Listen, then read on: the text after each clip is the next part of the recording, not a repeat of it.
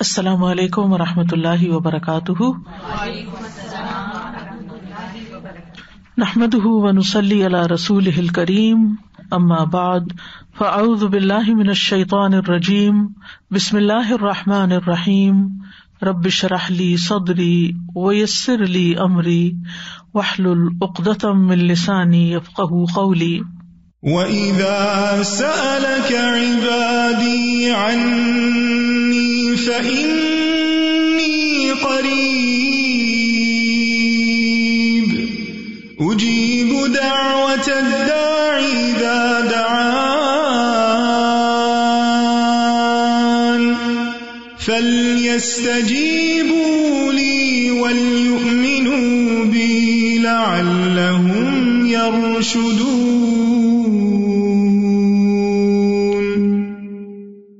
اور جب میرے بندے آپ سے میرے بارے میں سوال کریں تو کہہ دیجئے بے شک میں قریب ہوں، میں پکارنے والے کی پکار کا جواب دیتا ہوں جب وہ مجھے پکارے. تو ان کو چاہیے کہ وہ میرا حکم مانیں اور مجھ پر ایمان رکھیں تاکہ وہ ہدایت پا جائیں. فاستغفروه ثم توبوا إليه إن ربي قريب مجيب. سو اس سے بخشش مانگو پھر اس کی طرف پلٹ آؤ، یقیناً میرا رب قریب ہے، قبول کرنے والا ہے. الحمد للہ الرحیم التواب غافر الذنب وقابل التوب شدید العقاب الملک العزیز الوہاب احمد ربی واشکرہ واتوب الیہ واستغفرہ. تمام تعریفیں اللہ کے لیے ہیں جو بہت رحم کرنے والا، بہت زیادہ توبہ قبول کرنے والا ہے، گناہوں کو معاف کرنے والا، توبہ قبول کرنے والا، سخت سزا دینے والا. وہ بادشاہ ہے، سب پر غالب اور بہت زیادہ عطا کرنے والا ہے. میں اپنے رب کی تعریف بیان کرتی ہوں اور اس کا شکر ادا کرتی ہوں اور اس کی طرف توبہ کرتی ہوں اور اس سے بخشش مانگتی ہوں. اللہم صلی علی محمد وعلی آل محمد کما صلیت علی ابراہیم وعلی آل ابراہیم انک حمید مجید. اللہم بارک علی محمد وعلی آل محمد کما بارکت علی ابراہیم وعلی آل ابراہیم انک حمید مجید. گناہوں کی بخشش کے سلسلے میں آج ہم تیسرا پروگرام کر رہے ہیں. سب سے پہلے والدین کے لیے بخشش کی دعائیں. رب اغفر لی ولوالدی ولمن دخل بیتی مؤمنا وللمؤمنین والمؤمنات ولا تزد الظالمین الا تبارا. نوح علیہ السلام نے دعا کی، اے میرے رب مجھے اور میرے والدین کو بخش دے اور اسے بھی جو ایمان لا کر میرے گھر میں داخل ہو، اور مومن مردوں اور مومن عورتوں کو بھی، اور تو ظالموں کو ہلاکت ہی میں زیادہ کر. یہ نوح علیہ السلام کی دعاؤں میں سے ایک دعا ہے. اس کے علاوہ بھی انہوں نے دعائیں مانگی. نوح علیہ السلام نے 950 سال اپنی قوم کو اللہ سبحانہ تعالیٰ کی طرف بلایا، لیکن بہت کم لوگ ایمان لائے. چنانچہ انہوں نے یہ دعا کی کہ یا اللہ مجھے بخش دے، میرے والدین کو بخش دے، اور جو بھی ایمان لا کر میرے گھر میں داخل ہو، اور مومن مرد اور مومن عورتیں ان سب کو بخش دے. یعنی سب کی بخشش کی دعا مانگی اور پھر ظالموں کے لیے ہلاکت مانگی. تو اللہ سبحانہ تعالیٰ نے ان کی دعا قبول کر لی. جو اہل ایمان ان کے ساتھ کشتی میں سوار ہوئے وہ بچ گئے اور باقی لوگ ہلاک ہو گئے. اس سے بھی پتہ چلتا ہے کہ انہوں نے اپنے والدین کے لیے بخشش کی دعا کی کیونکہ ان کے والدین مومن تھے. کیونکہ اگر والدین ایمان لانے والے نہ ہوتے تو ان کے لیے دعا نہ کرتے. تو یہ دعا دنیا اور آخرت کے اہم مقاصد پر مشتمل ہے کہ انسان سب سے پہلے اپنے لیے دعا کرے، پھر والدین کے لیے، اور پھر آدم علیہ السلام سے لے کر قیامت تک تمام مومنوں کے لیے، زندہ کے لیے بھی اور مردہ کے لیے بھی عام بخشش. اور یہ انہوں نے عاجزی اختیار کرتے ہوئے اپنی بخشش کی بھی دعا کی. حالانکہ وہ نبی تھے اور تمام انبیاء ایسے ہی ہوتے ہیں کہ وہ کتنے بھی نیک ہوتے ہیں یا ان کو کتنی بھی مراعات اللہ تعالیٰ کی طرف سے حاصل ہوتی ہے، ان کا مقام اور درجہ بلند ہوتا ہے، لیکن وہ ہمیشہ اللہ سبحانہ تعالیٰ کی مغفرت اور رحمت کے طلبگار ہوتے ہیں اور اپنے آپ کو بحیثیت بندے کے پیش کرتے ہیں. ان کے اندر کسی قسم کا غرور اور تکبر نہیں ہوتا، حالانکہ وہ تمام انسانوں سے زیادہ نیک ہوتے ہیں، معصوم ہوتے ہیں، گناہوں سے پاک ہوتے ہیں. پھر بھی وہ اپنے لیے بخشش کی دعا کرتے ہیں. کیونکہ وہ سمجھتے ہیں کہ اللہ سبحانہ وتعالیٰ کا حق ادا نہیں ہو سکتا. اور پیغمبروں کی ان دعاؤں میں ہمارے لیے بھی تعلیم ہے، ہمارے لیے بھی سیکھنے کی بہت سی باتیں ہیں۔ نوح علیہ السلام نے اپنے بعد سب سے پہلے اپنے والدین کے لیے کیوں دعا کی؟ کیونکہ انسانوں میں سے سب سے بڑا حق ہم پر ہمارے والدین کا ہی ہے، اور پھر اس کے بعد ان لوگوں کے لیے جو ایمان کی حالت میں ان کے گھر میں داخل ہوں۔ گھر میں کون آتا ہے؟ جو رشتے دار ہوتے ہیں یا دوست احباب ہوتے ہیں، اور پھر تمام مومن مردوں اور عورتوں کا بھی نام الگ لیا، وَلِلْمُؤْمِنِينَ وَالْمُؤْمِنَاتِ، یعنی ترتیب آپ دیکھیے، اور اس ترتیب میں بھی سیکھنے کی چیز ہے کہ دعا کیسے مانگتے ہیں۔ جب بھی آپ دعا کریں، پہلے اپنے لیے، پھر والدین کے لیے، پھر رشتے داروں کے لیے، اور پھر عمومی طور پر سارے ایمان والوں کے لیے، آدم علیہ السلام کے زمانے سے لے کر قیامت تک کے مومنوں کے لیے۔ وَلِلْمُؤْمِنِينَ وَالْمُؤْمِنَاتِ، عمومی طور پر سب اہل ایمان اس میں داخل ہو جاتے ہیں۔ اور پھر آپ دیکھیے کہ اس سے یہ بھی پتہ چلتا ہے کہ رشتے داروں کے علاوہ ان لوگوں کا بھی ہم پر حق ہوتا ہے جو ہمارے ساتھ کسی طرح کے تعلق میں ہوتے ہیں، جو ہمارے دوست احباب ہوتے ہیں، ان کو بھی دعاؤں میں یاد رکھنا چاہیے۔ یعنی جو میرے گھر میں داخل ہوا کا ایک معنی علماء نے یہ کیا کہ جو میری مسجد میں آیا، یعنی انبیاء علیہ السلام جہاں تعلیم و تدریس کا کام کرتے ہیں، جو بھی وہاں آتے ہیں ان کی بھی بخشش۔ ایک معنی یہ بھی کیا گیا کہ جو میرے دین میں داخل ہوا، یعنی جس نے میری دعوت قبول کر لی، اور اس کے علاوہ پھر میری قوم کے مومن مرد اور عورتیں، اور دوسرا یہ کہ قیامت تک آنے والے مومن مرد اور عورتیں، اور پھر ولا تزد الظالمین، اور ظالموں سے مراد یہاں کافر ہیں، انکار کرنے والے، اللہ تبارہ یعنی اللہ ہلاکا، کہ ان کو ہلاکت میں ہی بڑھا دینا، ان کا بس اب نقصان ہی نقصان ہو۔ تو اس دعا سے ہمیں یہ پتہ چلتا ہے کہ استغفار کرنا سب پر لازم ہے، چاہے پیغمبر ہیں یا ان کے علاوہ باقی نیک لوگ ہیں، سبھی کو استغفار کرنی چاہیے، کیونکہ انبیاء اپنے لیے بخشش کی دعا کرتے رہتے ہیں، اور انسان کو ہمیشہ اللہ تعالیٰ سے معافی مانگتے رہنا چاہیے۔ اور پھر یہ بھی ہے کہ خاص طور پر والدین کے لیے دعا کرنا بڑا ضروری ہے۔ رسول اللہ صلی اللہ علیہ وسلم نے فرمایا، اللہ عز و جل جنت میں ایک نیک آدمی کے درجات کو بلند کرتا ہے تو وہ پوچھتا ہے کہ اے میرے رب، میرے یہ درجات کہاں سے آئے؟ اللہ تعالیٰ فرماتا ہے تیرے حق میں تیری اولاد کے استغفار کی برکت سے، یعنی تیرے بچے تیرے لیے استغفار کر رہے تھے۔ اور پھر سارے مومن مردوں اور عورتوں کے لیے ہم سب کو لازم ہے کہ دعا کریں، اور اس سے سب کا ایک طرح سے حق ادا ہوتا ہے، یعنی جتنے بھی اہل ایمان ہیں ان میں سے ہر ایک کا دوسرے پر کچھ حق ہے، کیونکہ ہر ایک کا دوسرے پر کچھ احسان ہے۔ وہ ہمارے لیے دعا کرتے ہیں، ہم ان کے لیے دعا کرتے ہیں، چاہے ہم ان کو جانتے ہوں یا نہ، یا وہ ہمیں جانتے ہوں یا نہ۔ جو لوگ بھی ایمان کے رشتے میں بندھے ہوئے ہیں ان سب کا ایک دوسرے پر حق ہے کہ وہ ایک دوسرے کا خیال کرے، اور پھر اس میں درجے ہیں، سب ایک درجے پر نہیں ہیں، کچھ کو ہم نہیں جانتے، کچھ کو ہم جانتے ہیں، پھر جاننے والوں میں سے بھی کچھ کو ہم سرسری جانتے ہیں، کچھ کو زیادہ جانتے ہیں، کچھ کے ہم پر احسانات ہوتے ہیں، کچھ کے کم ہوتے ہیں، کچھ کے زیادہ ہوتے ہیں۔ تو جیسے جیسے جس کے ساتھ تعلق ہو اسی اعتبار سے اس کے لیے دعائیں بھی کرنی چاہیے، چاہے وہ زندہ ہو چاہے فوت ہو چکا ہو۔ یعنی بخشش کی دعا صرف اس وقت نہیں کہ جب کوئی فوت ہو جائے، کیونکہ عام طور پر ہم کسی کے لیے بخشش کب مانگتے ہیں؟ جب وہ فوت ہو جائے تو کہتے ہیں اس کی بخشش کی دعا کرتے، نہیں، جب زندہ ہے اس وقت بھی اس کو اس دعا کی ضرورت ہے۔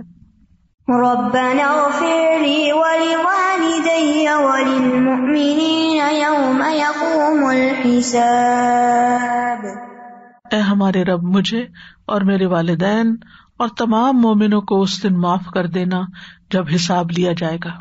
یہ سورۃ ابراہیم میں ابراہیم علیہ السلام کی دعا ذکر کی گئی ہے، اور ان کی خوبصورت دعاؤں میں سے ایک دعا ہے جس میں وہ اپنے لیے، اپنے والدین کے لیے اور تمام مومنوں کے لیے قیامت کے دن بخشش کی دعا کر رہے ہیں۔ اس سے پتہ چلتا ہے کہ ابراہیم علیہ السلام کی پرسنالٹی کیا تھی، وہ کس شخصیت کے مالک تھے کہ جس کے اندر نرمی اور شفقت تھی، اور دوسروں کے لیے بھلائی کو پسند کرتے تھے، دوسروں کے خیر خواہ تھے۔ اللہ تعالیٰ نے ابراہیم علیہ السلام کی ہر دعا قبول کی سوائے ان کے باپ کے لیے مغفرت کی دعا کے، اور وہ دعا انہوں نے کیوں کی؟ حالانکہ وہ مسلمان نہیں تھے، کیونکہ انہوں نے ایک وعدہ کر لیا تھا ان سے، تو اس کی بنا پر، اور جب آپ پر واضح ہو گیا کہ وہ اللہ کا دشمن ہے باپ، تو وہ ان سے بری ہو گئے، برات کا اظہار کر دیا۔ سورۃ مریم میں آتا ہے قال سلام علیک ساستغفر لک ربی انہ کان بی حفیہ، باپ کو کہا آپ پر سلامتی ہو، میں اپنے رب سے آپ کے لیے ضرور بخشش کی دعا کروں گا، بے شک وہ ہمیشہ سے مجھ پر بہت مہربان ہے. تو یہ تھا وہ وعدہ جس کی وجہ سے انہوں نے دعا کی تھی, اور انہوں نے اس کو پھر پورا کیا, جس کا ذکر سورۃ توبہ میں آتا ہے, وَمَا كَانَ اسْتِغْفَارُ إِبْرَاهِيمَ لِأَبِيهِ إِلَّا عَن مَّوْعِدَةٍ وَعَدَهَا إِيَّاهُ. اور ابراہیم علیہ السلام کا اپنے باپ کے لیے بخشش مانگنا نہیں تھا مگر اس وعدے کی وجہ سے جو انہوں نے اس سے کیا تھا. تو وعدہ اگر آپ کسی کافر سے بھی کرتے ہیں, اللہ کے دشمن سے بھی کرتے ہیں, تو اس وعدے کو پورا کرنا چاہیے. تو اس دعا سے بھی پتہ چلتا ہے کہ اللہ تعالیٰ سے بخشش مانگتے رہنا چاہیے, کیونکہ انبیاء نے بھی بخشش کی دعائیں کی اور ہمیں ان کی پیروی کرنی چاہیے. ابن کثیر کہتے ہیں ہر دعا مانگنے والے کو چاہیے کہ وہ اپنے لیے, اپنے والدین کے لیے اور اپنی اولاد کے لیے دعا کرے. یعنی اپنی دعاؤں میں والدین کا لازماً حصہ ہونا چاہیے, کیونکہ آپ اپنے والدین کی کمائی ہیں اور والدین کا احسان بھی بہت بڑا ہے. اور اس لیے بھی کہ پیغمبروں نے بھی اپنے والدین کے لیے دعائیں کی, اور اس کے علاوہ باقی مومنوں کے لیے, کیونکہ اللہ سبحانہ وتعالیٰ جب کوئی بندہ کسی مومن کے لیے دعا کرتا ہے تو اس کی دعا قبول کرتا ہے, یعنی غیبانہ دعا قبول ہوتی ہے, فرشتہ اس پر آمین کہتا ہے, اور پھر دعا مانگنے والے کو بھی وہ چیز واپس ملتی ہے. تو کسی کے لیے دعا کرنا کسی پر احسان نہیں ہے, یہ دراصل اپنے ساتھ ہی نیکی ہے, کیونکہ خیر ساری اپنی طرف پلٹ آتی ہے. پھر اسی طرح مسلمانوں کے لیے, مومنوں کے لیے دعا کرنا محبت بڑھانے کا ذریعہ ہے. آپ جس کو دعا دیتے ہیں وہ خوش ہو جاتا ہے, آپ اس کا دل خوش کر دیتے ہیں, آپ اس کا کسی نہ کسی حد تک کوئی حق ادا کر دیتے ہیں, اور اس سے آپس میں ایک تعلق بنتا ہے. تو یہاں اس آیت سے بھی پتہ چل رہا ہے کہ دعا مانگنے میں مستحب ترتیب یہی ہے کہ ربنا اغفر لی ولوالدی وللمؤمنین. ٹھیک ہے. اسی طرح نبی صلی اللہ علیہ وسلم کو اللہ سبحانہ وتعالیٰ نے فرمایا واستغفر لذنبک وللمؤمنین والمؤمنات, آپ اپنے قصور کی بھی بخشش مانگی اور مومن مردوں اور مومن عورتوں کے لیے بھی بخشش مانگی. تو اس سے یہ پتہ چلتا ہے کہ پیغمبروں نے صرف اپنے لیے نہیں استغفار کیا بلکہ سب کے لیے کیا. تو ہمیں بھی ایسا ہی کرنا چاہیے, اور یہ اکثر ایسا کرنا چاہیے, لیکن کبھی ایسا نہ بھی کیا جائے تو کوئی حرج نہیں. یعنی بعض دعائیں آپ دیکھیں کہ اس میں نبی صلی اللہ علیہ وسلم صرف اپنے لیے دعا کر رہے ہیں, تو اس میں انسان کو آکورڈ فیل نہیں کرنا چاہیے کہ میں نے یہ دعا سب کے لیے نہیں کی یا وہ دعا سب کے لیے نہیں کی. مثلا بخشش کی آپ نے سب کے لیے کر لی. ایک اور دعا میں بھی آتا ہے ربنا اغفر لنا ولاخواننا الذین سبقونا بالایمان ولا تجعل فی قلوبنا غلا للذین آمنوا ربنا انک رؤوف رحیم. تو اس دعا میں بھی آپ اپنے بھائیوں کے لیے دعا کرتے ہیں جو آپ سے سبقت لے گئے ایمان میں, اور ان کے لیے دل میں کوئی گرج نہ ہو. لیکن آپ دیکھیں کہ جب ہم کہتے ہیں ربنا آتنا فی الدنیا تو جمع کا صیغہ استعمال کرتے ہیں, آپ سب میں جمع کر لیتے, لیکن کبھی کبھی کچھ دعائیں سنگولر بھی ہوتی ہیں. ٹھیک ہے. تو اس میں صرف آپ اپنے لیے وہ چیز مانگ رہے ہوتے ہیں کیونکہ آپ کو اپنے لیے وہ اس وقت شدید ضرورت ہوتی ہے اس دعا کی. تو اس میں کسی قسم کا گلٹ نہیں ہونا چاہیے کہ ہم خود غرض ہیں, صرف اپنے لیے مانگ رہے ہیں, دوسروں کے لیے نہیں مانگ رہے. کبھی ایسے بھی مانگ سکتے ہیں, جیسے آپ صلی اللہ علیہ وسلم نے حضرت انس کے لیے الگ سے دعا کی, حضرت ابن عباس کے لیے کی, دیگر صحابہ کو دعائیں دی. آگے میں کچھ کا ذکر بھی کروں گی. تو آپ صلی اللہ علیہ وسلم مختلف مواقع پر لوگوں کو دعائیں دیا کرتے تھے, لیکن وہ اسپیسیفکلی ان کے لیے دعا ہوتی تھی, سب کو اس میں نہیں شامل کرتے تھے, اور کبھی سب کو بھی شامل کیا ہے. تو دونوں طرح سے ہی درست ہے. اور پھر یوم یقوم الحساب کے لفظ سے بھی پتہ چلتا ہے کہ ہمیں آخرت کے امور کی فکر کرنی چاہیے, دنیا سے بھی زیادہ اپنی آخرت کی فکر ہونی چاہیے. اور پھر یہ دعائیں ہمیں بہت کچھ سکھاتی ہیں. ان دعاؤں کا ڈیٹیل میں مطالعہ بھی کرنا چاہیے. الحمدللہ اللہ کی توفیق سے ہم مسلسل ایسا کر رہے ہیں کہ ان دعاؤں کو ڈیٹیل سے پڑھ رہے ہیں, تو ان کے معنی بھی سمجھنے چاہیے, ان کی ترتیب بھی سمجھنی چاہیے, ان کی حکمت بھی سمجھنی چاہیے, اور ان کی پیروی بھی کرنی چاہیے کہ کس طرح انتہائی مختصر الفاظ کے ساتھ بہترین خوبصورت عبارت کے ساتھ دعائیں مانگی گئی ہیں. یعنی آپ نے اگر دنیا میں کسی سے کچھ مانگنا ہو, انسان ہے نا, ضرورت پڑ جاتی ہے, تو آپ کو کس طرح مانگنا چاہیے, کس طرح سوال کرنا چاہیے, کتنی بات کرنی چاہیے, اور الفاظ کا کیسا چناؤ ہونا چاہیے. مثلاً آپ لوگوں کو دین کی طرف بلاتے ہیں تو اس وقت بھی ادعو الی سبیل ربک بالحکمت والموعظۃ الحسنۃ, اپنے رب کی طرف بلاؤ حکمت کے ساتھ اور اچھی نصیحت کے ساتھ. یعنی خوبصورت الفاظ میں، خوبصورت انداز میں، یہ نہیں کہ ڈنڈا لے کے آپ دوسروں کے سر پہ سوار ہو جائیں کہ آپ کریں یہ کام جو ہم آپ کو کہہ رہے ہیں. تو یہ بہت ضروری ہے کہ انسان ادب سیکھے. صرف علم حاصل کرنے سے فائدہ نہیں ہوتا جب تک اس کے ساتھ ادب نہ ہو، حکمت نہ ہو، کیونکہ ادب اور حکمت کے بغیر علم بعض اوقات خطرناک ہو جاتا ہے. اگر آپ کے پاس ایک چھری ہے لیکن آپ نے چلانے کا ڈھنگ نہیں سیکھا تو آپ اپنے آپ کو بھی کاٹ لیں گے اور دوسروں کو بھی مار دیں گے. تو جہاں علم حاصل کرنے کے بہت سے فائدے ہوتے ہیں وہاں اس کو ہر جگہ جا بجا بغیر حکمت کے استعمال کرنا اور کبھی ضرورت سے زیادہ ڈوز دے دینا اور کبھی کچھ بھی نہ کہنا، یہ بے اعتدالیاں بھی نقصان دیتی ہیں. تو بہرحال ان دعاؤں سے پتہ چلتا ہے کہ اپنے علاوہ ہمیں دوسروں کے لیے بھی بخشش مانگنی چاہیے. صفوان بن عبداللہ بن صفوان جن کے نکاح میں درداء تھیں کہتے ہیں ایک مرتبہ میں ملک شام آیا اور ابو درداء کی خدمت میں حاضر ہوا. وہ گھر پر نہیں ملے، البتہ ام درداء موجود تھی. انہوں نے مجھ سے پوچھا کیا تمہارا اس سال حج کا ارادہ ہے؟ میں نے کہا جی ہاں. تو انہوں نے کہا ہمارے لیے بھی خیر کی دعا کرنا، کیونکہ نبی صلی اللہ علیہ وسلم فرمایا کرتے تھے کہ مسلمان اپنے بھائی کی غیر موجودگی میں اس کے پیٹھ پیچھے جو دعا کرتا ہے وہ قبول ہوتی ہے، اور اس کے سر کے پاس ایک فرشتہ اس مقصد کے لیے مقرر ہو جاتا ہے کہ جب بھی وہ اپنے بھائی کے لیے خیر کی دعا مانگے تو وہ اس پر آمین کہتا ہے اور یہ کہتا ہے تمہیں بھی یہ نصیب ہو. اب اس میں ایک تو یہ ہوتا ہے کہ لوگ آپ کو خود کہتے ہیں کہ ہمارے لیے یہ دعا کر دیں، وہ بھی کر دینی چاہیے، لیکن اس کے علاوہ بھی آپ بغیر کسی کے کہے اپنے دل سے دوسروں کو دعا دیں. مثلاً آپ کے پاس قبولیت کے اوقات ہیں، آپ حج پر گئے ہیں، عمرے پر گئے ہیں، کوئی اور دعا مانگنے کا موقع ہے، تو ایسے موقع پر آپ ان کو خود سے بھی دعا دیں، وہ کہیں یا نہ کہیں. اب دیکھیں کہ بر نیکی کیا ہوتی ہے. نیکی وہ نہیں ہوتی جو کوئی آپ سے کوئی سوال کرتا ہے تو پھر آپ کرتے ہیں، وہ بھی ایک نیکی ہے. لیکن احسان کیا ہوتا ہے کہ کسی نے آپ سے مانگا نہیں ہے، آپ خود اس کی ضرورت محسوس کر کے اس کو دعا دیتے ہیں یا کوئی چیز دیتے ہیں کہ لگتا ہے یہ بھوکا ہے، یہ پیاسا ہے، یہ بیمار ہے، اس کو دوا چاہیے، اس کو مشورہ چاہیے، یہ غمگین ہے، اس کو تسلی چاہیے، اس کو صبر کی تلقین چاہیے. یعنی یہ ہمیں خود سے دوسروں کی چیزیں محسوس ہونی چاہیے اور دوسروں کے کہے بغیر جتنا وہ لینا چاہیں اس حد تک آپ آگے بڑھ سکتے ہیں.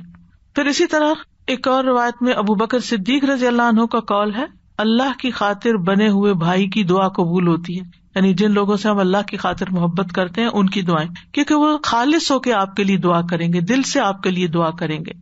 ایک آدمی نبی صلی اللہ علیہ وسلم کی خدمت میں آیا اور دعا کرنے لگا کہ اے اللہ مجھے اور محمد صلی اللہ علیہ وسلم کو بخش دے اور اپنی رحمت میں ہمارے ساتھ کسی کو شریک نہ کرنا.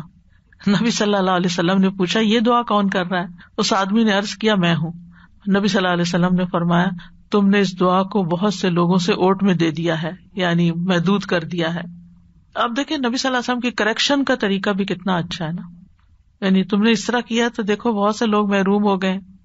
نبی صلی اللہ علیہ وسلم کو بھی اپنے لیے اہل ایمان کے لیے بخشش کی دعا کا حکم دیا گیا تھا، وَاسْتَغْفِرْ لِذَنبِكَ وَلِلْمُؤْمِنِينَ وَالْمُؤْمِنَاتِ. اسی طرح جو حاملین عرش فرشتے ہیں وہ بھی اہل ایمان کے لیے بخشش کی دعائیں کرتے ہیں.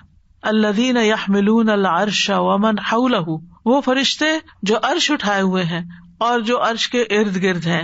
یسبحون بحمد ربہم، وہ اپنے رب کی حمد کے ساتھ اس کی تسبیح کرتے ہیں. ویؤمنون بہ، اور اس پر ایمان رکھتے ہیں. ویستغفرون للذین آمنوا، اور وہ ایمان والوں کے لیے بخشش کی دعا کرتے ہیں. اور کیا واسطہ دیتے ہیں اللہ کی رحمت کا؟ ربنا وسعت کل شیء رحمتا وعلما، اے اللہ، اے ہمارے رب تو نے ہر چیز کو رحمت اور علم سے گھیر رکھا ہے.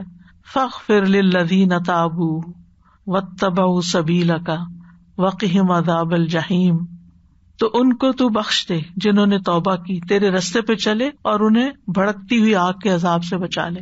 تو یہاں پر بھی آپ دیکھیں کہ جہنم کی آگ سے بچنے کی دعا ہے، کیونکہ انبیاء ہوں یا فرشتے ان کا جو ہم و غم ہے وہ آخرت کی کامیابی ہے.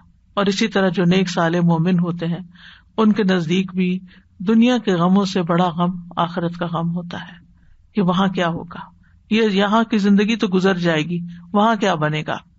پھر اسی طرح فرشتے نمازی کے لیے بخشش کی دعائیں کرتے ہیں. ابو ہریرہ کہتے ہیں نبی صلی اللہ علیہ وسلم نے فرمایا جب تم میں سے کوئی نماز کے لیے کہیں ٹھہرا ہوا ہو، جیسے مسجد میں یا کسی جگہ انتظار کر رہے ہیں، تو وہ سارا وقت نماز میں ہی شمار ہوتا ہے، اور فرشتے اس کے لیے دعا کرتے ہیں اللہم اغفر لہ وارحمہ. جیسے آپ جمعہ پڑھنے آتے ہیں تو پہلے ہی آ کے بیٹھ جاتے ہیں، ذکر اذکار کر رہے ہوتے ہیں، تو وہ بھی آپ کا ثواب کا ٹائم ہوتا ہے، عبادت کا ٹائم شمار ہوتا ہے، اور اس کے ساتھ ساتھ فرشتے آپ کے لیے دعا بھی کر رہے ہوتے ہیں. فرمایا یہ سلسلہ جاری رہتا ہے جب تک وہ اپنی نماز سے فارغ نہ ہو جائے یا بے وضو نہ ہو جائے، یعنی آپ وضو کی حالت میں بیٹھتے ہیں تو وہ آپ کے لیے دعائیں کرتے رہتے ہیں. پھر اہل ایمان دوسرے ایمان والوں کے لیے بخشش کی دعا کرتے ہیں، ربنا اغفر لنا ولاخواننا الذین سبقونا بالایمان. پھر نبی صلی اللہ علیہ وسلم اپنی امت کی بخشش کی دعا کرتے تھے. حضرت عائشہ کہتی ہیں کہ میں نے رسول اللہ صلی اللہ علیہ وسلم کو خوش طبیعت دیکھ کر کہا اللہ کے رسول میرے لیے دعا کریں. آپ نے فرمایا اللہم اغفر لعائشہ ما تقدم من ذنبها وما تأخر وما اسرت وما اعلنت. اے اللہ عائشہ کے پچھلے پہلے اعلانیہ مخفی سب گناہ بخش دے. اس پر انہوں نے خوشی سے ہنسنا شروع کر دیا، یہاں تک کہ ہنستے ہنستے ان کا سر رسول اللہ صلی اللہ علیہ وسلم کی گود میں جا پڑا. انہوں نے پوچھا کیا تمہیں میری دعا نے خوش کر دیا؟ تو انہوں نے کہا بھلا مجھے کیا ہے کہ آپ کی دعا مجھے خوش نہ کرے، بھلا کیوں نہیں؟ تو رسول اللہ صلی اللہ علیہ وسلم نے فرمایا اللہ کی قسم میں ہر نماز میں اپنی امت کے لیے یہ دعا کرتا ہوں. کتنے احسانات ہیں آپ کے ہم پر، پھر ہم کیوں درود شریف پڑھنے میں کوتاہی کریں، اور کتنا شکر ادا کریں اس بات پر کہ ہمیں اللہ تعالیٰ نے آپ کی امت میں سے بنایا ہے. نبی صلی اللہ علیہ وسلم دوسرے انبیاء کے لیے بھی بخشش کی دعا کرتے تھے. جب ان کا ذکر کرتے نبی صلی اللہ علیہ وسلم نے فرمایا اللہ لوط علیہ السلام کی بخشش فرمائے. وہ ایک مضبوط رکن کی پناہ لینا چاہتے تھے. اپنے ساتھیوں کے لیے آپ دعائیں کرتے تھے. حضرت انس کے لیے آپ نے دعا کی اللہم اکثر مالہ وولدہ واطل عمرہ واغفر لہ. اے اللہ اس کا مال اور اس کی اولاد زیادہ کر دے، اس کو لمبی عمر عطا فرما اور اسے بخش دے، یعنی حضرت انس کو. حضرت انس کہتے ہیں میرا مال زیادہ ہو گیا، میری عمر اتنی لمبی ہو گئی کہ میں اپنے اہل و عیال سے شرماتا تھا، اور میرے پھل پک کے توڑنے کے قابل ہو گئے. اور چوتھی چیز مغفرت ہے، یعنی جس کی اللہ سے امید ہے، کیونکہ باقی چیزیں دنیا سے متعلق ہیں، ایک آخرت سے متعلق ہے، تو اس کا انتظار ہے. اسی طرح آپ صلی اللہ علیہ وسلم مغرب کی نماز پڑھ کر فارغ ہوئے تو عشاء کی نماز تک نفل پڑھتے رہے. آج کل موقع ہے ہم مغرب پڑھ کر ایک دم اٹھنا چاہیں، ہم نے صرف مغرب کے 2 نفل ایکسٹرا رکھے ہوئے، بس وہ پابند کیے ہوئے، حالانکہ ان کا کہیں ذکر نہیں ہے کہ وہ 2 ہی پڑھے. آپ 2, 4, 6, 8 جتنے پڑھ سکے، لیکن اگر کم از کم 2 پڑھے تو بھی ٹھیک ہے. تو حذیفہ بن یمان آپ کے پاس آئے اور انہوں نے مغرب کی نماز آپ کے ساتھ پڑھی، اور پھر نفل نماز پڑھتے رہے. پھر عشاء ہوئی، پھر آپ نے عشاء پڑھی. یعنی ضروری نہیں کہ یہ روز پڑھے جائیں، لیکن ایٹ لیسٹ جیسے آخری عشرہ ہے تو اس میں آپ ہر چیز میں تھوڑا تھوڑا حصہ بڑھا دیں.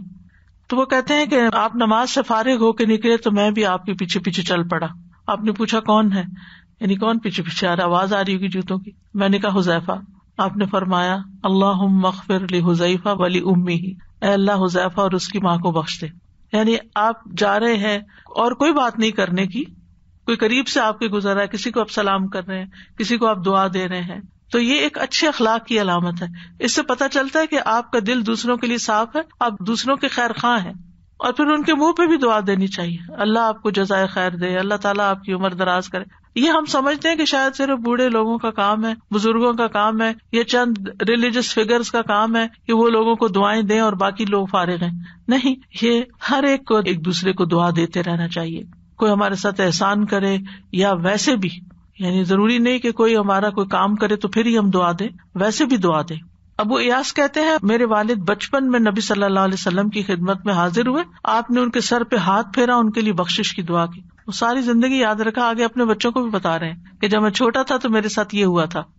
پھر اسی طرح اپنے ساتھیوں اور ان کے اہل و عیال کے لیے بھی بخشش کی دعا کرنی چاہیے، صرف اپنے دوستوں کے لیے نہیں، ان کے آگے رشتے داروں کے لیے بھی. ابن عباس کہتے ہیں کہ رسول اللہ صلی اللہ علیہ وسلم نے عباس رضی اللہ عنہ سے فرمایا پیر کی صبح کو آپ اپنے بیٹے کے ساتھ میرے پاس آئیے. چچا کو کہا میں آپ کے حق میں ایسی دعا کروں جس سے آپ کو اور آپ کے بیٹے کو فائدہ پہنچے، یعنی اسے دعا کرنے کے لیے بلایا. پھر وہ صبح کو گئے، ہم بھی ان کے ساتھ گئے، یعنی والد کے. تو آپ نے ہمیں ایک چادر اڑا دی، پھر دعا کی اللہم اغفر للعباس وولدہ مغفرۃ ظاہرۃ وباطنۃ لا تغادر ذنبا اللہم احفظہ فی ولدہ. اے اللہ عباس کی اور ان کے بیٹے کی بخشش فرمائیے، ایسی بخشش جو ظاہر اور باطن دونوں اعتبار سے ہو، ایسی ہو کہ کوئی گناہ نہ چھوڑے. اے اللہ ان کی حفاظت فرما، ان کے بیٹے کے سلسلے میں بھی ان کی حفاظت کر، یعنی اس کے حقوق کی ادائیگی کی انہیں توفیق عطا کر، یعنی ان کو توفیق دے کہ اپنے بچوں کے صحیح لک آفٹر کریں. کتنی خوبصورت دعا ہے، اور اسپیشلی اس کے لیے بولا آپ آنا، میں آپ کے لیے دعا کروں گا. ٹھیک. پھر میزبان کی بخشش کی دعا بھی کرنی چاہیے. عبداللہ بن بصر مازنی کہتے ہیں ایک مرتبہ میرے والد نے رسول اللہ صلی اللہ علیہ وسلم کو کھانے پر بلانے کے لیے مجھے بھیجا. آپ میرے ساتھ آ گئے. جب گھر کے قریب پہنچے تو میں نے جلدی سے جا کر اپنے والدین کو بتایا کہ آ گئے ہیں، تو وہ دونوں گھر سے باہر آ گئے. رسول اللہ صلی اللہ علیہ وسلم کا استقبال کیا، آپ کو خوش آمدید کہا. پھر ہم نے ایک دبیس چادر، تھک چادر جو ہمارے پاس تھی بچھا دی. رسول اللہ صلی اللہ علیہ وسلم اس پر بیٹھ گئے. پھر والد صاحب نے میری والدہ سے کہا کھانا لاؤ. چنانچہ وہ ایک پیالہ لے کر آئیں جس میں پانی اور نمک ملے آٹے سے روٹی بنی ہوئی تھی. انہوں نے وہ برتن رسول اللہ صلی اللہ علیہ وسلم کے سامنے لا کر رکھ دیا. رسول اللہ صلی اللہ علیہ وسلم نے فرمایا بسم اللہ پڑھ کر کناروں سے کھاؤ، یعنی سائڈ سے کھاؤ، درمیان کا حصہ چھوڑ دو کیونکہ برکت اس حصے پر اترتی ہے، یعنی بیچ میں اترتی ہے. پھر رسول اللہ صلی اللہ علیہ وسلم نے اسے تناول فرمایا، ہم نے بھی کھایا پھر بھی وہ بچ گئی. فارغ ہونے کے بعد رسول اللہ صلی اللہ علیہ وسلم نے فرمایا اللہم اغفر لہم وارحمہم وبارک علیہم ووسع علیہم فی ارزاقہم. اے اللہ ان کی بخشش فرما، ان پر رحم فرما، انہیں برکت عطا فرما اور ان کے رزق کو کشادہ کر دے. اس سارے قصے میں آپ دیکھیے یعنی ڈیلنگ میں کتنی سادگی ہے، کتنی آسانی ہے اور کتنی محبت ہے، کیونکہ اصل توجہ کھانے پینے پہ نہیں ہے، اصل توجہ ریلیشن شپ پہ ہے، اس سارے اخلاق پر ہے جو ایک دوسرے کے ساتھ برتا جا رہا ہے، کہ کس طرح ویلکم کیا، کس طرح بٹھایا. ظاہر ہے جس طرح کا گھر تھا، جو میسر تھا، سب سے اچھی چادر بچھا دی، نیچے ہی بیٹھ گئے. ایک ہی ڈش تھی، ایک ہی پیالہ یا ایک ہی بول جس میں روٹی بنی ہوئی تھی، اور اس میں بھی وہ بتا رہے ہیں کہ وہ پانی اور نمک ملے آٹے سے، یعنی آٹے میں نمک ڈلا ہوا تھا. اب تک ہمارے ہاں رواج ہے کہ آٹے میں نمک ڈال دیا جاتا ہے تاکہ اگر سالن نہ بھی ہو، دہی سے کھائے کوئی یا کسی اور چھوٹی موٹی چیز سے، کیونکہ دیہاتوں وغیرہ میں ہر وقت سالن نہیں پکتے. بچپن میں نے دیکھا ہوا ہے کہ وہاں لوگ روٹی بنا لیتے ہیں، اچار نکال لیتے ہیں، لسی لے لیتے ہیں، لسی میں نمک مرچ گھول لیتے ہیں، اس کا صرف پیاز کو چھری سے نہیں کاٹتے، یہ بھی ایک ٹیکنیک ہے. وہ کسی سخت چیز کے اوپر رکھتے ہیں اور اس کو پریس کر کے اس کو کھول کے تو ڈائریکٹ کھاتی، کیونکہ جب کسی چیز کو چھری لگ جاتی ہے تو اس کی تاثیر بدل جاتی.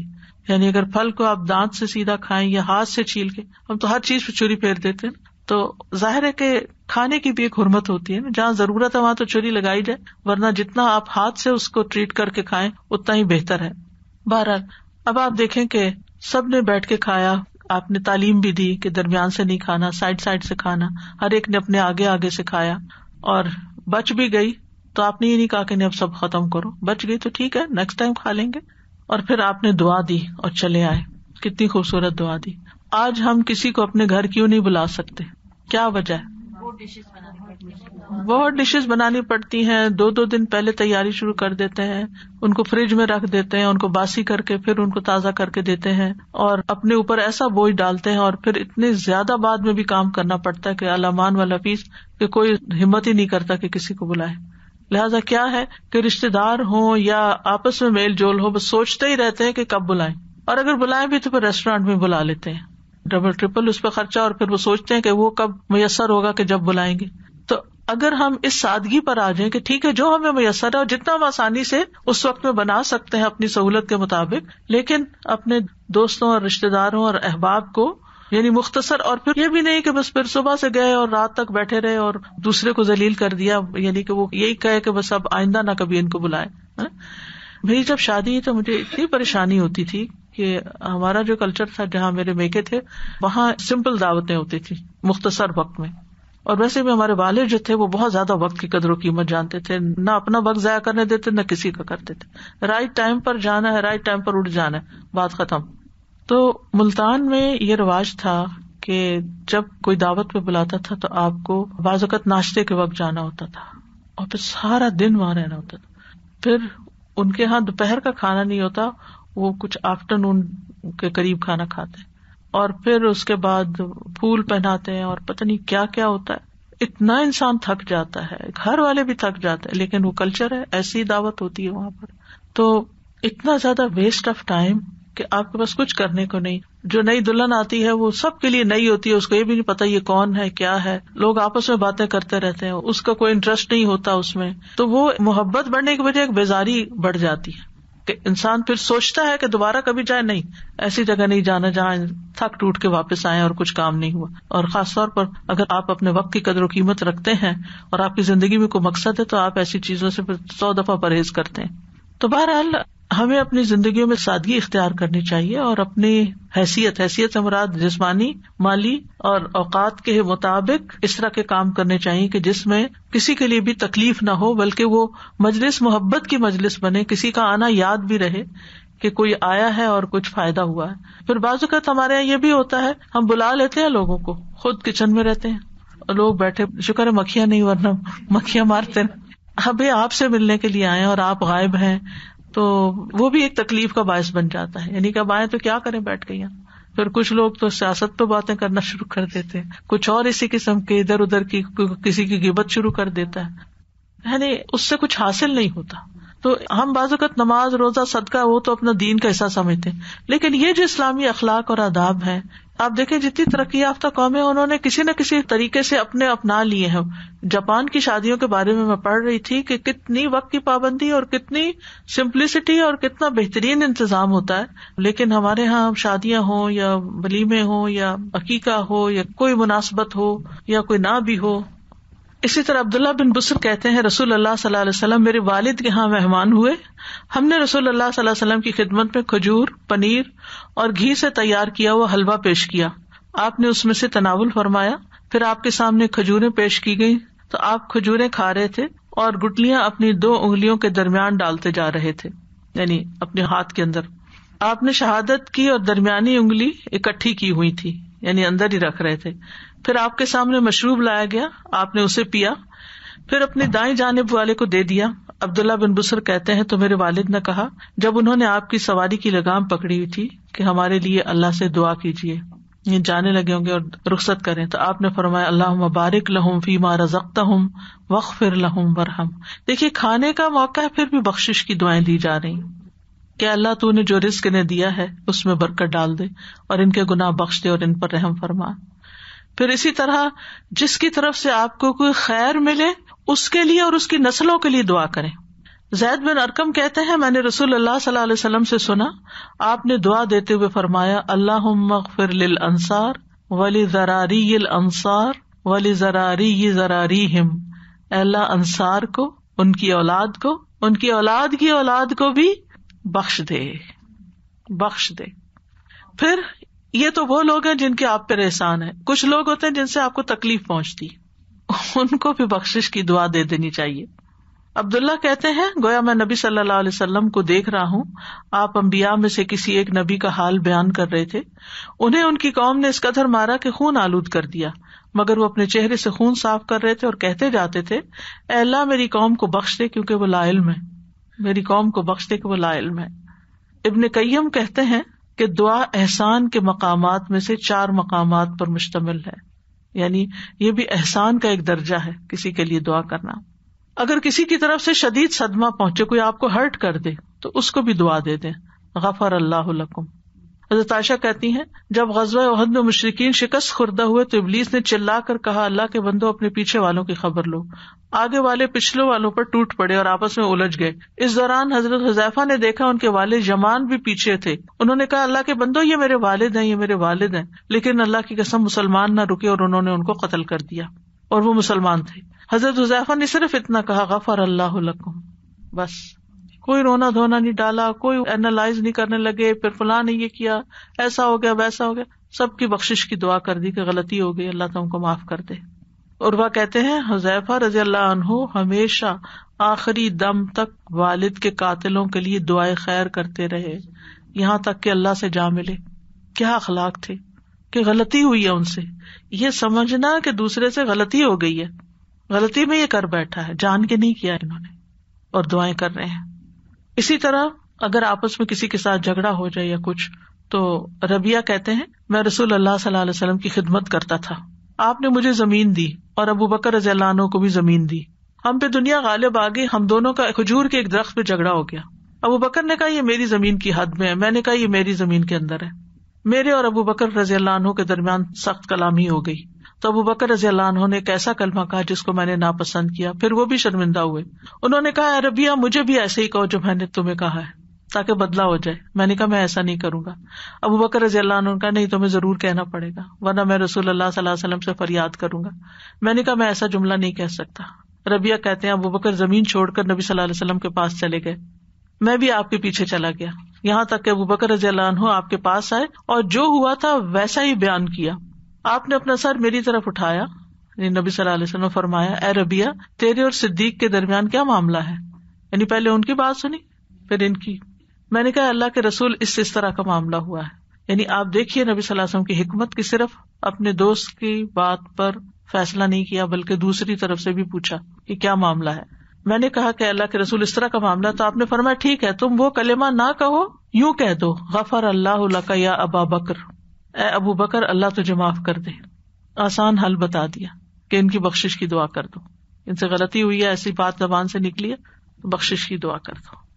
حکمرانوں کے لیے بھی دعا کرنی چاہیے کہ اللہ ان کو ہدایت پر رکھے، اللہ ان کو سیدھی راہ دکھائے، ان کو صحیح طور پہ حکومت کرنے کی توفیق دے. مغیرہ بن شعبہ جب فوت ہوئے تو جریر بن عبداللہ کھڑے ہوئے اور فرمایا میں تمہیں اللہ کے تقوی کی وصیت کرتا ہوں جو اکیلا ہے اس کا کوئی شریک نہیں. تم بات سنو اور اطاعت کرو جب تک تمہارا اور امیر نہیں آ جاتا. یعنی وہ تو فوت ہو گیا تمہارے امیر، تو اب نئے امیر تک انتظار کرو. پھر فرمایا مغیرہ بن شعبہ کے لیے بخشش کی دعا کرو، اللہ تعالیٰ ان کو معاف کر دے، کیونکہ مغیرہ درگزر کرنے کو پسند کرتے تھے. یعنی وہ بھی معاف کر دیا کرتے تھے تو تم ان کے لیے معافی کی دعا کرو. اسی طرح سفر پہ جاتے ہوئے مسافر کے لیے بھی بخشش کی دعا کرنی چاہیے. زودک اللہ التقوی وغفر ذنبک ویسر لک الخیر حیث ما کنت. اللہ تجھے تقوی کا زیادہ راہ دے، تیرے گناہ بخش دے، تیرے لیے خیر کا حصول آسان کر دے. جہاں بھی تم ہو، جہاں بھی جا رہے ہو، اللہ آسانیاں کرے. اور مرنے والے کے لیے تو بخشش کی دعا ہے ہی، اس کے لیے تو بخشش کی دعا کرنی ہی چاہیے. نبی صلی اللہ علیہ وسلم جب کسی میت کو دفن کر چکتے، فارغ ہوتے تو پھر وہاں تھوڑا ٹھہر جاتے تھے اور فرماتے اپنے بھائی کی مغفرت کی دعا کرو، اس کے لیے ثابت قدمی کی دعا کرو کیونکہ اب اس سے سوال ہوگا. نماز جنازہ میں بھی یہ دعا پڑھتے اللہم اغفر لحینا و میتنا و شاہدنا و غائبنا و صغیرنا و کبیرنا و ذکرنا و انثانا. اے اللہ بخش دے ہمارے زندوں کو، ہمارے مردوں کو، ہمارے حاضر کو، ہمارے غائب کو، ہمارے چھوٹوں کو، ہمارے بڑوں کو، ہمارے مردوں کو، ہماری عورتوں کو، سب کو بخش دے. ربنا اننا سمعنا مناديا ينادي للإيمان أن آمنوا بربكم فآمنا ربنا فاغفر لنا ذنوبنا وكفر عنا سيئاتنا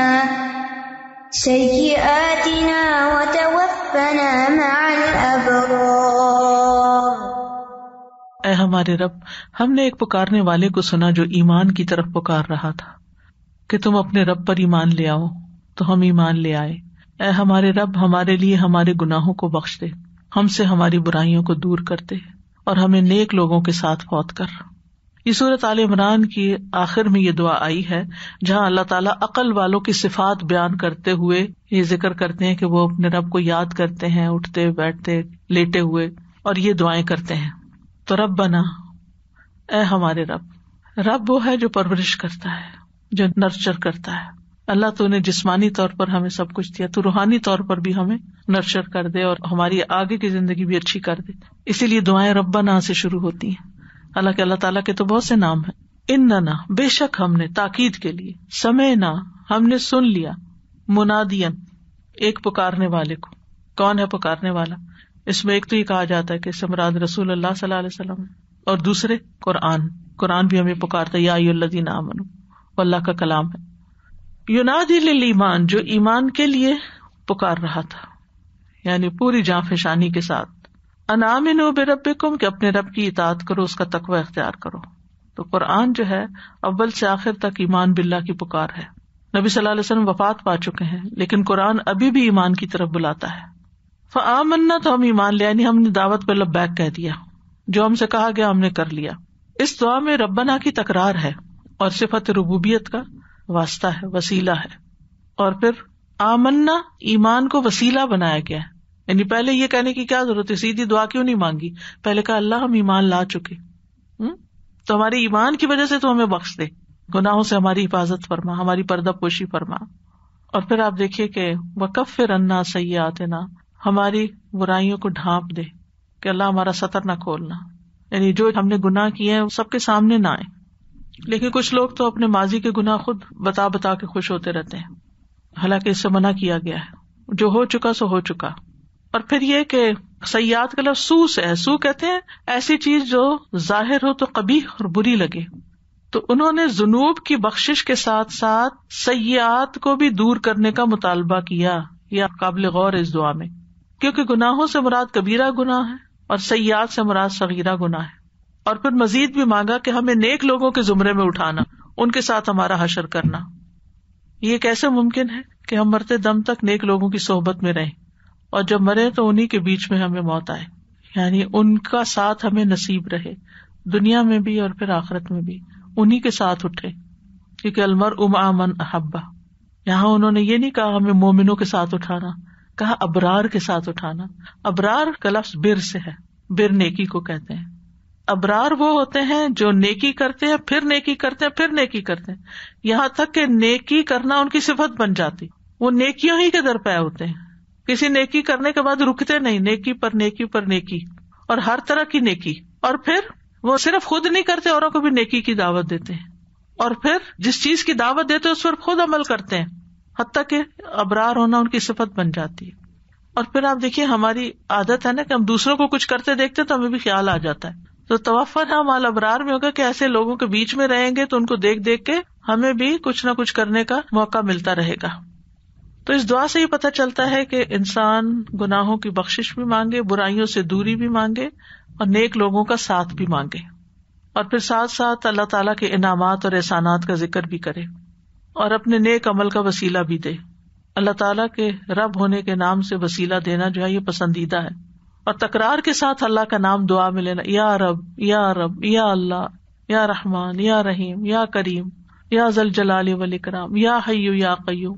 یہ اس طرح بیچ بیچ میں دعاؤں کے پکارتے رہنا چاہیے، یعنی صرف مانگتے نہیں رہنا چاہیے، اللہ کے اچھے اچھے ناموں سے اس کو پکارنا بھی چاہیے.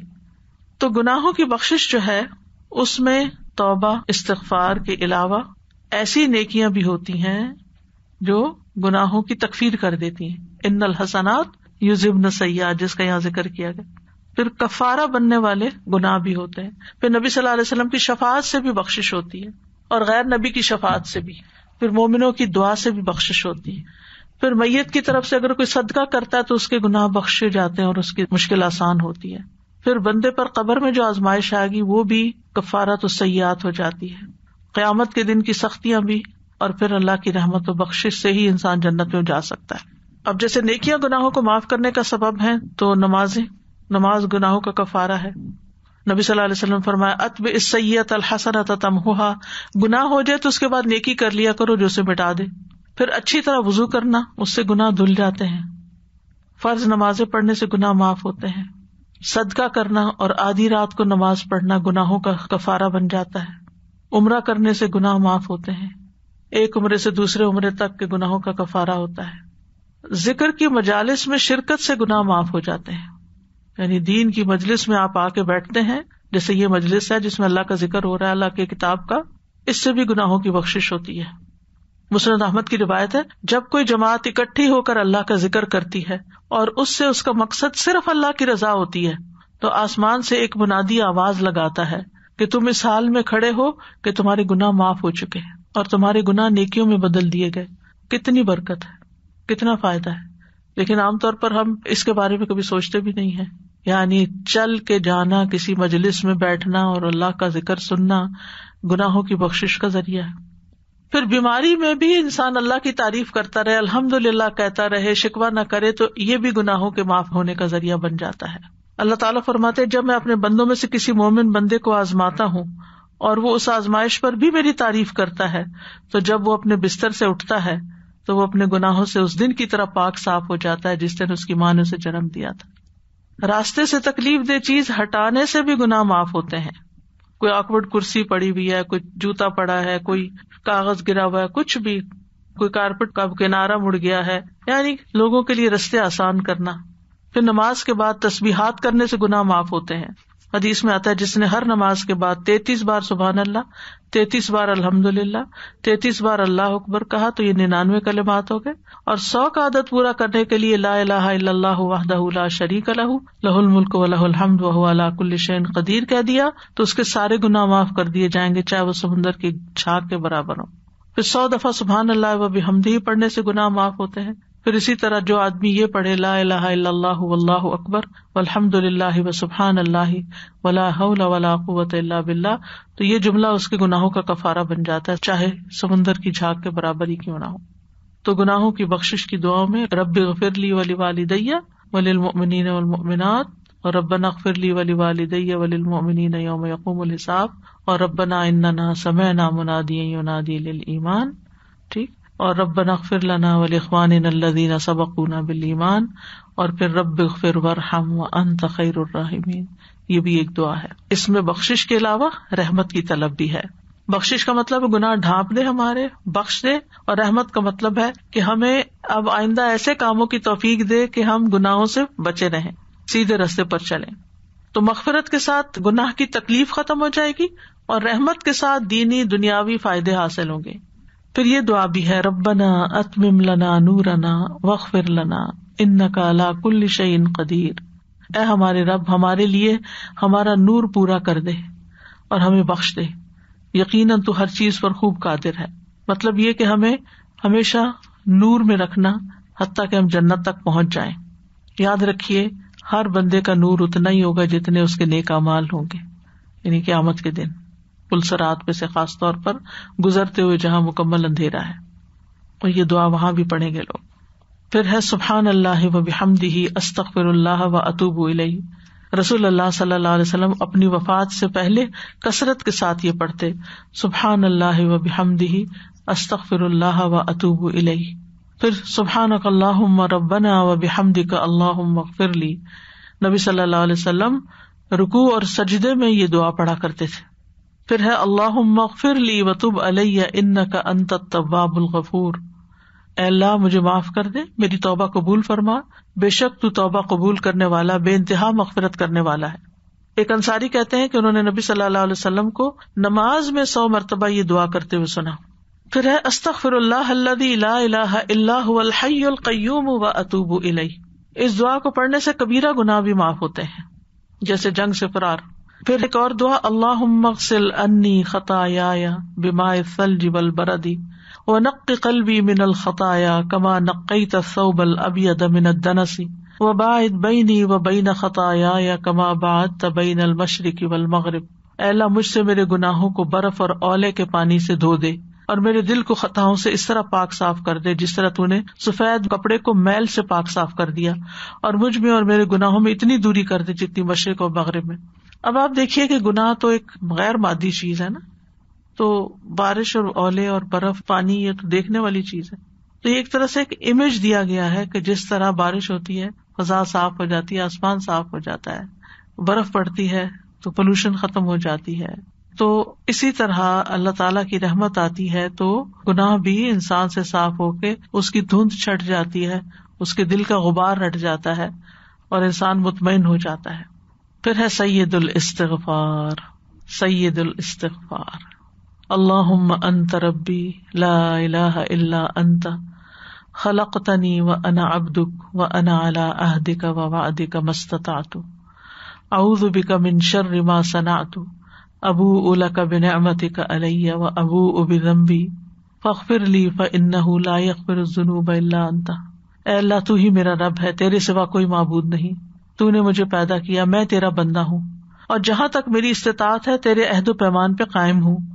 میں تجھ سے اپنے کاموں کے شر سے پناہ مانگتا ہوں اور اپنے اوپر تیرے احسانوں کا ذکر کرتا ہوں، اور میں تیرے لیے اپنے گناہوں کا بھی اعتراف کرتا ہوں. بس تو مجھے بخش دے، کیونکہ تیرے علاوہ کوئی گناہوں کو بخشنے والا نہیں ہے.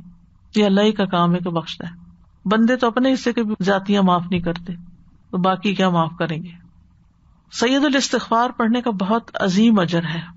آپ نے فرمایا جس نے صبح کے وقت ان کلمات میں یقین رکھتے ہوئے دل کی گہرائی سے ان کو پڑھا، پھر شام ہونے سے پہلے اسی دن اس کا انتقال ہو گیا، وہ جنتی ہے. اور جس نے ان پر یقین رکھتے ہوئے رات کے وقت ان کو پڑھ لیا پھر صبح ہونے سے پہلے انتقال کر گیا تو وہ جنتی ہے. صبح شام کی دعاؤں کے ساتھ بھی پڑھ سکتے ہیں اور اس کے علاوہ بھی پڑھ سکتے ہیں, نماز میں پڑھ سکتے ہیں آخر میں التحیات کے بعد.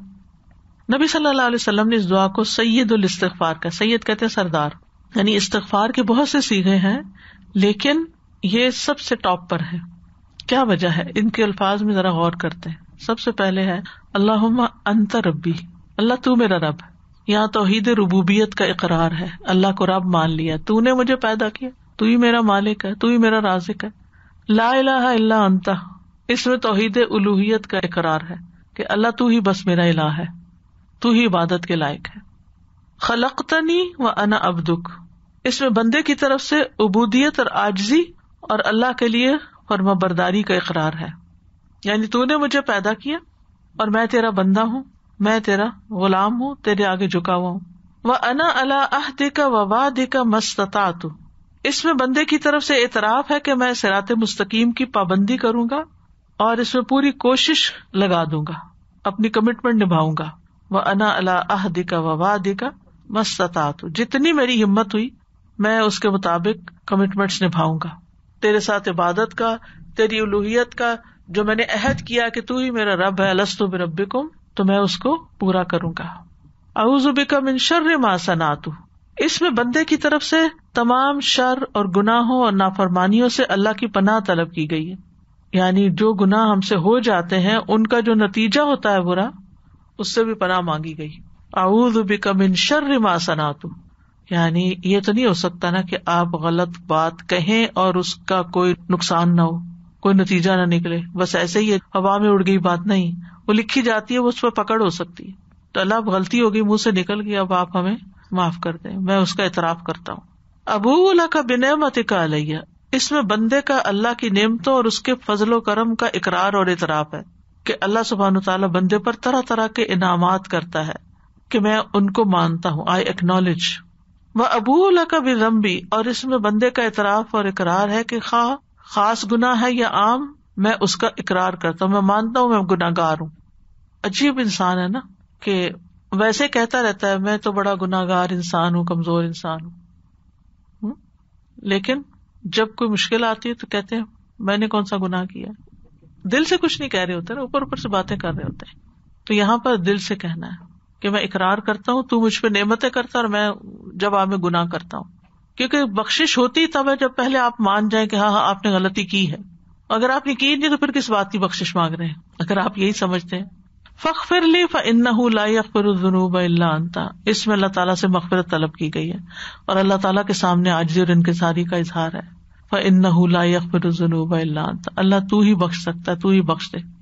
اور اسی طرح اگر آپ سے کسی کے حق میں کوئی زیادتی ہو گئی ہے اور آپ شرمندہ ہیں اور آپ اس سے معافی بھی مانگتے ہیں, وہ معافی نہیں کرتا, پھر آپ کیا کریں؟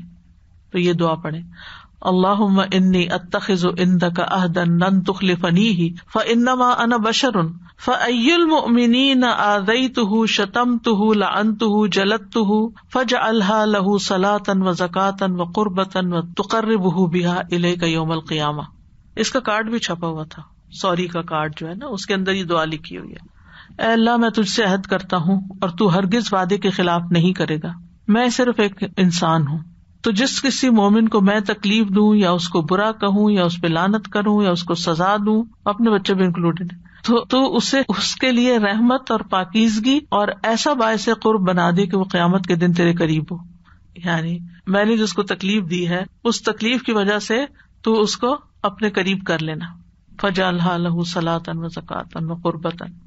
نبی صلی اللہ علیہ وسلم اپنی امت پہ بہت نرمی اور شفقت کرتے تھے. قرآن مجید میں آتا ہے لقد جاءکم رسول من انفسکم عزیز علیہ ما عنتم حریص علیکم بالمؤمنین رؤوف الرحیم. یقیناً تمہارے پاس تم ہی میں سے ایک ایسا رسول آ گیا ہے کہ تمہارا مشقت میں پڑنا اس پہ گراں ہے, تم پر بھلائی کا حریص ہے, مومنوں پہ بہت شفقت کرنے والا, بہت مہربان ہے. آپ صلی اللہ علیہ وسلم کسی سے بدلہ نہیں لیتے تھے, انتقام نہیں لیتے تھے, معاف کر دیتے تھے, درگزر کرتے تھے. انس بن مالک کہتے ہیں رسول اللہ صلی اللہ علیہ وسلم گالی گلوچ اور فحش گوئی نہیں کرتے تھے, نہ ہی لعنت بھیجتے تھے. جب کسی کو ڈانٹ پلاتے تو بس یہ کہتے کیا ہو گیا, اس کی پیشانی خاک آلود ہو, یعنی یہ زیادہ سجدے کرے. یہ بھی ایک طرح سے دعا ہوتی تھی. لیکن آپ بشر بھی تھے, آپ کو ویسے ہی غصہ آتا تھا جیسے باقی انسانوں کو آتا ہے. تو اگر غصے میں آپ نے کسی کو برا بھلا کہہ دیا اور کم ہی ایسا ہوتا, تو پھر یہ دعا ایسے موقع پر تالیف قلب کا کام دیتی ہے, تاکہ انسان غمگین نہ ہو اور اللہ کی رحمت سے مایوس نہ ہو. ایک حدیث میں رسول اللہ صلی اللہ علیہ وسلم نے حضرت عائشہ کے لیے تربت یمینوں کا لفظ استعمال ہوا, تیرے ہاتھ خاک آلود ہو. ایک جگہ نبی صلی اللہ علیہ وسلم نے حضرت صفیہ کو کہا اقرا حلقہ, کاٹی مونڈی. پتہ نہیں آپ کی پنجابی میں ہے یا نہیں, ہمارے یہاں بچوں کو ڈانٹتے تھے, کہتے تھے سر منی. سر کو سر کہتے ہیں پنجابی میں, سر منی, منی کا مطلب منڈا ہے, یعنی تمہارا سر منڈا جائے, تم نے یہ کیا کیا. ٹھیک ہے, یہ پیار کی ڈانٹ ہے, یہ تمہارا ہاتھ خاک آلود ہو, تمہارا اقرا حلقہ. تو بہرحال یہ ظاہر تعجب کے لیے کچھ کلمات ہوتے ہیں یا پیار سے بلانے کے لیے. تو نبی صلی اللہ علیہ وسلم بعض اوقات کسی کو پیار سے ڈانٹنا چاہتے تو اس طرح بھی انہیں ایک انسانی انداز میں بات کرتے تھے تاکہ دوسروں کو سمجھ بھی آئے. تو بہرحال یہ دعائیں ہیں جو نبی صلی اللہ علیہ وسلم نے مانگی اور ہمیں سکھائیں تاکہ ہم غمگین نہ رہیں, اللہ کی رحمت سے مایوس نہ ہوں, بار بار بے چین نہ رہیں, کیونکہ گناہ بندے کو ستاتے بھی ہیں اور انسان چاہتا ہے کہ ان سے باہر نکلے. تو اس کے لیے ضروری ہے اپنے لیے بھی بخشش کی دعا کریں, والدین کے لیے بھی کریں, مومن مردوں اور عورتوں کے لیے, رشتہ داروں دوستوں کے لیے, سب کے لیے. اللہ سبحانہ وتعالی ہم سب کی بخشش فرمائے.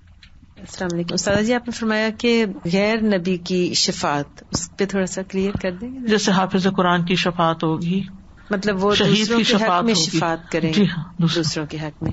اور دوسرا آپ نے کہا کہ گناہ جو ہے وہ نیکیوں میں بدل جائیں گے, تو نیکیوں کی توفیق ہو جائے گی یا وہی جو گناہ کیے ہوں گے دونوں طرح, نیکیوں کی توفیق بھی اور پچھلے گناہ ادھر بدل شفٹ جائیں ہو جائیں گے نیکیاں بن کے. عباد الرحمان کی صفات میں بھی یہ بات آتی ہے. جی سزا جی, یہ جو آپ نے پہلے بات کہی تھی نا کہ حکمت کے ساتھ لوگوں کو دعا دینی چاہیے, کہ پتہ ہونا چاہیے کہ کسی کو رزق کی ضرورت ہوتی ہے, کسی کو صحت کی ضرورت ہوتی ہے, کوئی بچوں کی طرف سے پریشان ہوتا ہے, تو حکمت بہت ضروری ہوتی ہے. ابھی ہم ایک شادی پر گئے اور بےچارے بچوں کی شادی ہو رہی, اور قاری صاحب جو آئے تھے ادھر دعا کرنے کے لیے, انہوں نے مسلسل ایک ہی چیز 4 شادیوں پہ, وہ کوئی بات کر رہے تھے اور انہوں نے 4 شادیوں پہ اتنا زور دیا, تو سارے ہنس رہے تھے ایک دوسرے کی طرف دیکھے کہ حکمت ہوتی ہے کہ کیا موقع ہے, آپ ان کو برکت کی دعا دیں اور ان کے لیے خوشی کی دعا دیں. یعنی کبھی وہ سنت کو بھی دیکھ لیں کہ نبی صلی اللہ علیہ وسلم نے کتنے موقعوں پہ ایسا خطبہ دیا, اس طرح کی کوئی اسپیچ کی. میرا ایک سوال تھا والدین کے مناسبت سے کہ جو ہمارے اسٹیپ پیرنٹس ہوتے ہیں ان کے لیے ہمارے کیا حقوق ہیں جو دنیا سے چلے گئے یا ہمارے ساتھ ہیں, جیسے ہمارے ان کے ساتھ بھی حسن سلوک کرنا چاہیے.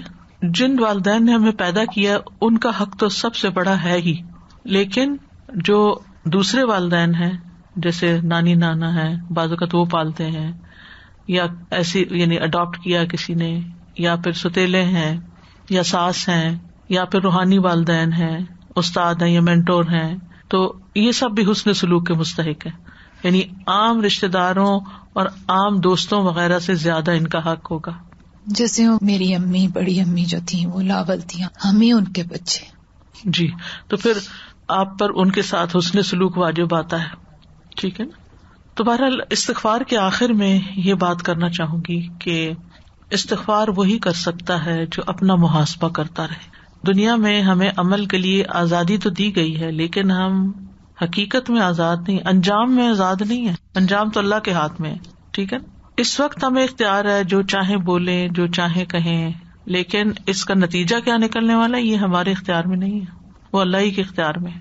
لہٰذا اگر دنیا میں ہم سے کوئی غلطی ہو جائے, کوئی کڑوا بول لیں یا کوئی سختی کر دیں کسی پر, تو پھر دوسری دفعہ اچھا بھی کریں, اس کو میٹھے بول سے بدل دیں.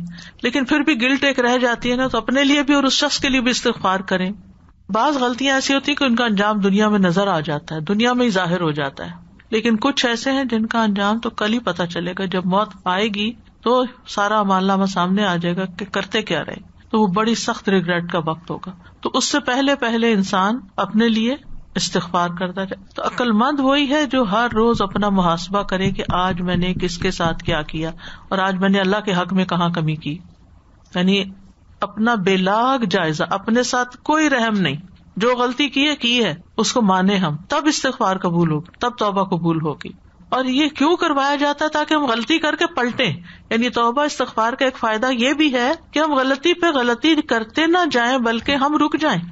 اور آپ دیکھیں کہ جس شخص کو یہ احساس ہو نا اس نے غلطی کی ہے تو پھر وہ غلطی کر کے فوراً اگر توبہ کرنے والا نا اچھا انسان ہے تو وہ پلٹ آئے گا. بالکل ایسے ہی جب آپ مثلا گھر سے نکلے کسی کے گھر جانے کے لیے اور اگر آپ کو پتا چلے کہ اوہ آپ نے تو ہائی وے الٹ لے لی ہے, جہاں سے نہیں مڑنا چاہیے تو وہاں سے تو آپ کیا کریں گے؟ اپنی غلطی پہ کیا کریں گے؟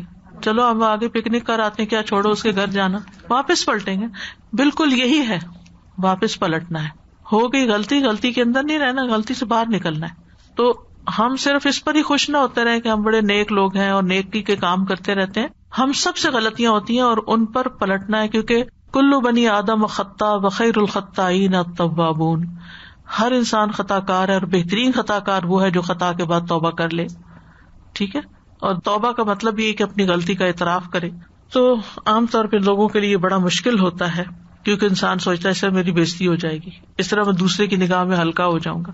یعنی کہ ایک عاجزی کی کیفیت ہوتی ہے نا, جب آپ کسی سے سوری کرتے ہیں یا معافی مانگتے ہیں تو بہت سے لوگوں کے اندر جو غرور ہوتا ہے وہ جھکنا نہیں چاہتے, لیکن یہ غرور ان کو سخت نقصان دینے والا. اسی لیے فرمایا نا کسی کے دل میں رائی برابر بھی تکبر ہوا تو جنت میں نہیں جائے گا. تو اللہ تعالیٰ ہمیں اس سے بچا کے رکھے. استاذہ جی ایک سوال ہے کہ جیسے بعض دفعہ دعائیں عربی میں پڑھ رہے ہیں اور پھر معنی جو پڑھے ہیں وہ زیادہ یاد رہ جاتے ہیں, تو ضروری ہے کہ اس دعا کو پھر ہم اپنی زبان کے علاوہ اس کو عربی کو زیادہ وہ کریں؟ اگر بعض دفعہ یاد نہیں ہو رہی ہوتی تو ہم اردو میں بھی مانگ سکتے ہیں. جی ہاں بالکل. اصل بات یہ ہے کہ یہ صرف چند وظیفے یا چند عملیات یا چند رٹی رٹائی باتیں پڑھ لینا ہی کافی نہیں ہوتا, بلکہ غور و فکر کر کے اپنی زبان میں اپنے اندر ایک احساس لا کر توبہ کرنا یہ بہت ضروری ہے, رو کر. اور پھر اس کے لیے اسی لیے کہا گیا نا اٹھتے بیٹھتے کربٹوں پہ, یعنی جہاں وہ کیفیت طاری ہوئی وہیں پر شروع ہو جائیں. یہ بھی نہیں کہا کہ مصلی کا انتظار کرو یا پھر آپ حرم جانے کا کرو تو تب توبہ کرو, نہیں, دیر اینڈ دین کر لو. ایک اور چیز کہ جیسے آپ نے کہا تھا نا کسی کو بھی دعائیں دے سکتے ہیں, تو ہم جیسے پانی پی رہے ہوتے ہیں تو دھیان آتا ہے اللہ تعالیٰ ہمیں آپ نے جیسے پانی دیا, اللہ جن کے پاس نہیں ہے ان کو بھی دے. کھانا کھایا, ایسے مانگ سکتے ہیں. خیر خواہی تو یہی ہے نا کہ انسان کے پاس جو کچھ ہے وہ دوسرے کے لیے بھی وہی چاہے. ایمان کا تقاضا ہی یہی ہے, نہ کہ جس کے پاس ہے اس کو دیکھ کے حسد کرتا رہے. اصل میں تقویٰ کا مطلب یہی ہے کہ شعوری احساس والی زندگی بسر کریں. استاذہ جی بشر ہونے کے ناطے, انسان ہونے کے ناطے بہت ساری غلطیاں انسان سے ہوتی چلی جاتی ہیں, اور مجھے تو یہ لگتا ہے کہ یہ جو چھوٹی غلطیاں یہ بھی انسان کو جو پلٹ کے واپس لاتی ہیں نا, میں سمجھتی ہوں کہ یہ بہت بڑی نعمت ہوتی کہ اگر ہم سے کوئی غلطی ہو جائے اور پھر احساس ہو جائے اور پھر ہم فوراً اس کی توبہ کر لیں. لیکن ہمارے ہاں یہ ہوتا ہے کہ ہم دوسرے کی کوئی پرابلم آ جائے, کسی کو کوئی دیکھ لیں تکلیف میں تو کہتے ہیں ہاں اس کو یہ اس کی وجہ سے پکڑ آئی تھی, اس کو یہ وجہ ہے, اور ہر وقت اس کی وجہ سے اس کی پکڑ ہوتی ہے. لیکن اپنی طرف محاسبہ, عقل مند تو وہی ہے نا جو اپنا محاسبہ کرتا رہے. اوکے, وآخر دعوانا ان الحمد للہ رب العالمین. سبحانک اللہم وبحمدک اشہد ان لا الہ الا انت استغفرک واتوب الیک. السلام علیکم ورحمۃ اللہ وبرکاتہ.